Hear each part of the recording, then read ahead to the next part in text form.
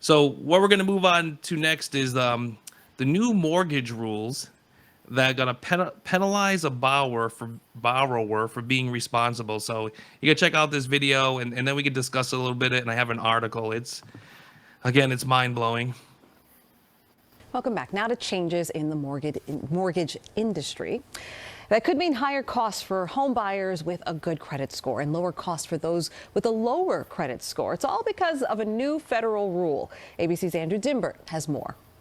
It's a change many homeowners will find surprising. Beginning next month, some people with good credit scores may actually end up paying higher mortgage fees, while those with lower credit scores will pay less. Because of these changes, the advantage of having a higher credit score or making a larger down payment is not as big as it used to be. It's a new federal rule going into effect May 1st. The change that the administration made is meant to make it easier for borrowers who have a lower credit score. The goal is to boost affordable housing and provide more equitable access to homeownership. The administration's stated purpose behind making these changes is to help make it easier for borrowers who have historically been disadvantaged and have had a hard time accessing credit. First-time home buyers with credit scores ranging from 720 and 760, for example, could pay more under the new rule. They could see an extra $2,600 on a mortgage of $350,000. It is real money, but not enough to break the bank. Critics say the rule subsidizes homeowners who shouldn't be getting a mortgage in the first place. It's another subsidy. Experts say the biggest increases could be felt by those who put 15 to 20% down on a home. You might choose to put down a somewhat smaller down payment, say 5% instead of 7%, and that might make a difference for you. Oh my gosh. I got so much to say about that because this is one of my sticking points. You know, we're finance guys and think about these things, but the law of unintended consequences, and we talk about this a lot, and how politicians really aren't the brightest bulbs sometimes, and they don't do the long-term thinking. They want to do the nice, quick fix.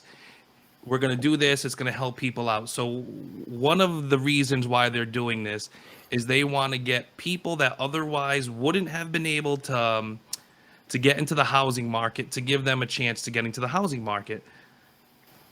Well, the supply is tight. And now you have more people potentially entering the market. So if you have supply and demand, what's going to happen to the housing prices? Just like what happens with college when the federal government got involved by giving loans and extending credit to people. Did the colleges get cheaper? No, they went up. And my fear is what's going to happen is this is going to make the house prices increase. We'll read some of this article too, but another thing I was reading is the only really thing that's going to happen because of this is the government is going to make more money. That's really what's going to happen. So, hey, you have a better credit score. You have a bigger down payment. We charge you more and we make more money. It just blows my mind. And this is what we have to deal with. We have to deal with government trying to solve a problem and making it worse. I'll bring up Thomas Sowell again. He's got a great quote for these types of programs. It's good intentions, terrible outcomes. Yeah. And that's exactly what's going to happen here. It's like the people that it's supposed to help are going to be the people that are burnt the most by this, and the people that are looking to enter the housing market. I mean, look what we just had in the last couple of years. We had one of the biggest housing bubbles in the history of this country created by the government getting involved, bringing interest rates down low. So they made the cost of debt super cheap. Everyone, rushed into the housing market. And, now we're starting to see just created this huge distortion in the housing market, buying billions upon billions of dollars of mortgage-backed securities every month. And I think we talked about this too. The Fed owns close to a third of all mortgages. Yep. So has just completely distorted the housing market where, hey, it should actually be called, instead of affordable housing, I always joke about this, it should be, it really makes housing unaffordable. So it's really the unaffordable housing trust that we have in these different towns. And anytime, just it goes back to basic principles. So free markets versus government regulation. Anytime government gets involved, they make things less affordable for everyone. I wish people, that should be the saying, right? Anytime the government gets involved, things are going to get worse. So we have this article up, and I'm going to read a little bit, and we can discuss. It says, when the federal regulators of mortgage lending giants Fannie Mae and Freddie Mac announced an arcane schedule of new loan fees in January, few outside the industry paid attention. Once it became clear the new fees would penalize some borrowers with high credit scores and reward some with lower scores, the changes become embroiled in a political debate. It really should be a political debate. It should be like a common sense debate. After criticism, the new program punishes borrowers with high credit scores. Sandra Thompson, director of the Federal Housing Finance Agency, defended the changes this week. Obviously, she, man, the hoops you have to go through with these people do to change the words around, to make it seem like they're actually helping you out, right? It's just crazy. So here we go. Higher credit score borrowers are not being charged more so that lower credit score borrowers can pay less, said Thompson in a statement. The updated fees, as was true of prior fees, generally increase as credit scores decrease for any given level of down payment, like a flat out misrepresentation of what's going on. So the story goes on.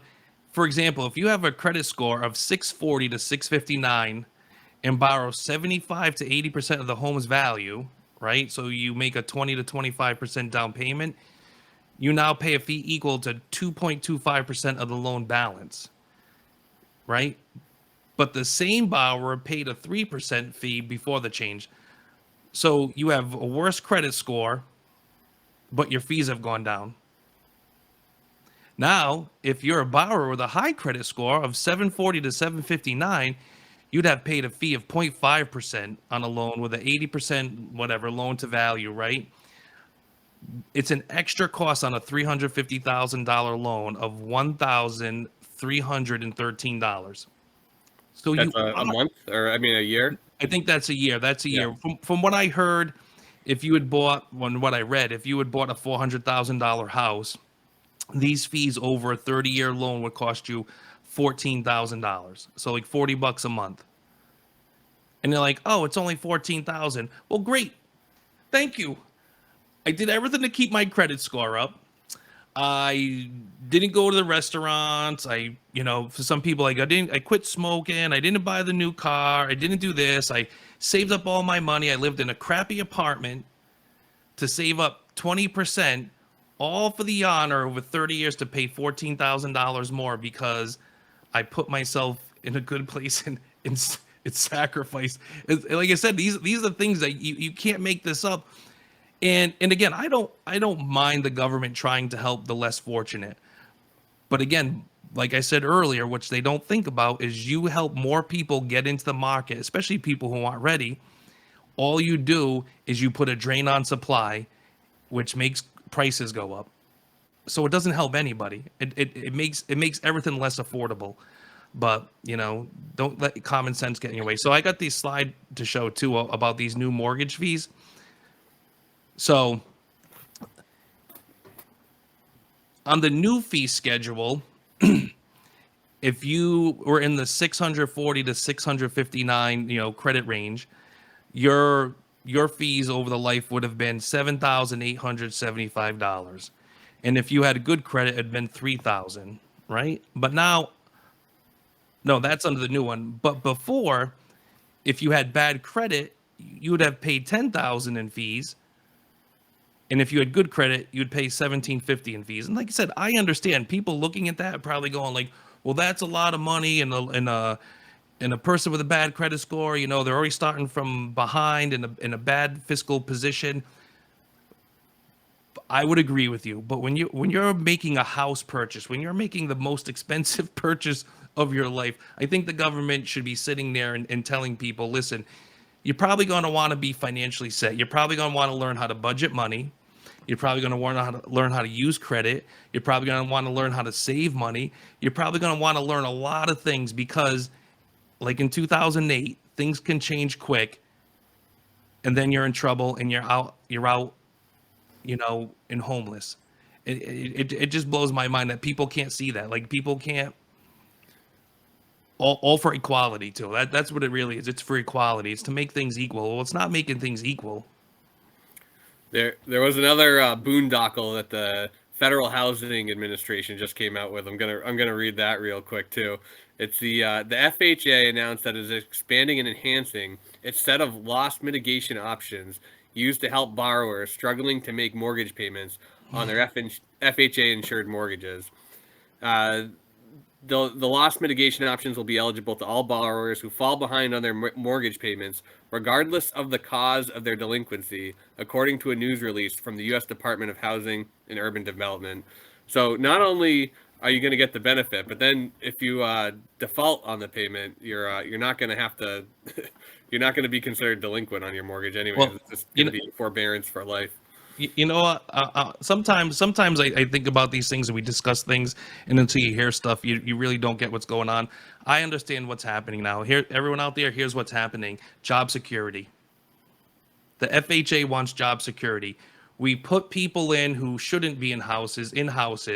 We make people who should be in houses pay more, and then those people become delinquent, and we take that money from the people who are paying more to help the people out that shouldn't have had it in the first place, and say, look, there was a need for us. we created the problem, and there's a need for us to fix it. I mean, it's so stupid. It blows my mind. Oh my gosh, I'm so sorry, everyone. It just blows my mind that, and again, these are unelected bureaucracies that our government sets up that actually affect our lives on a daily basis. And until we hold our elected officials responsible, they're going to keep on messing things up.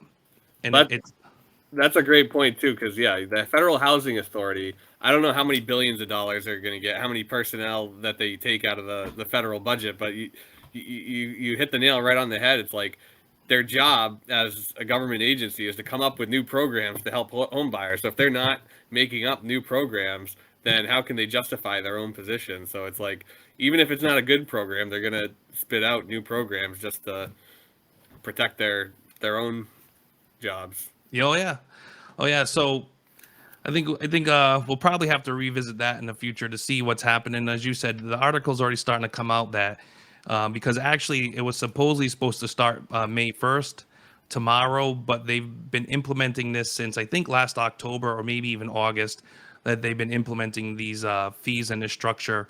So I think time will tell, and we're probably, unfortunately, in the future going to have another show of how this has affected the housing market and how people are getting in trouble and getting underwater in houses again. So